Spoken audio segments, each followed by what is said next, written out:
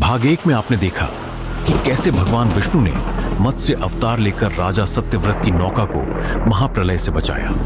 लेकिन प्रश्न यह है, वह प्रलय अचानक क्यों आया? यह केवल जल का उफान नहीं था, इसके पीछे छिपी थी एक भयावह साजिश, एक ऐसा षड्यंत्र जो पूरे ब्रह्मांड को मिटा सकता था। आखिर क्या था वह रहस्य? चलिए इतिहास के उस सबसे गुप्त पन्ने को पलटते हैं। जब सृष्टिकर्ता ब्रह्मा जी अगली सृष्टि की रचना की तैयारी के पश्चात विश्राम में थे, उसी समय उनके मुख से प्रकट हो रहे थे चारों वेद, सृष्टि का आधार और धर्म का मूल ज्ञान।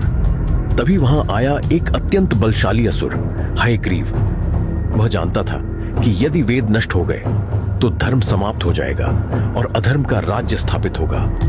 उसने उन पवित्र वेदों को चुरा लिया और उन्हें लेकर समुद्र की सबसे दुर्गम गुफा में छिप गया। वेदों के बिना सृष्टि का संतुलन छिन्न भिन्न हो गया, ज्ञान संकट में आ गया और तभी प्रकृति ने अपना सबसे भयानक रूप दिखाया, महाप्रलय। राजा सत्यव्रत की नौका को सुरक्षित स्थान पर पहुंचाने के बाद भगवान विष्णु उसी मत्स्य रूप में समुद्र की अथाह गहराइयों में उतरे। वहां उनका सामना हुआ हयग्रीव से।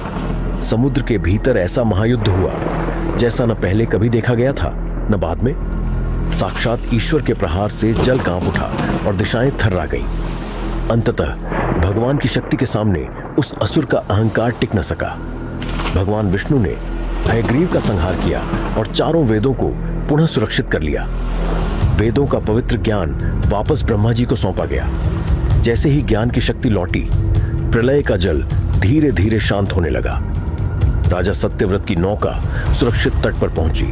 सप्त ऋषियों और सत्यव्रत के माध्यम से इस पृथ्वी पर पुनः जीवन का आरंभ हुआ। राजा सत्यव्रत ही बने मनु, मानव जाति के आदि पुरुष। ये किसी अंत की कहानी नहीं थी, बल्कि एक नए और पवित्र सतयुग की शुरुआत थी। यही है मत्स्य अवतार का संदेश।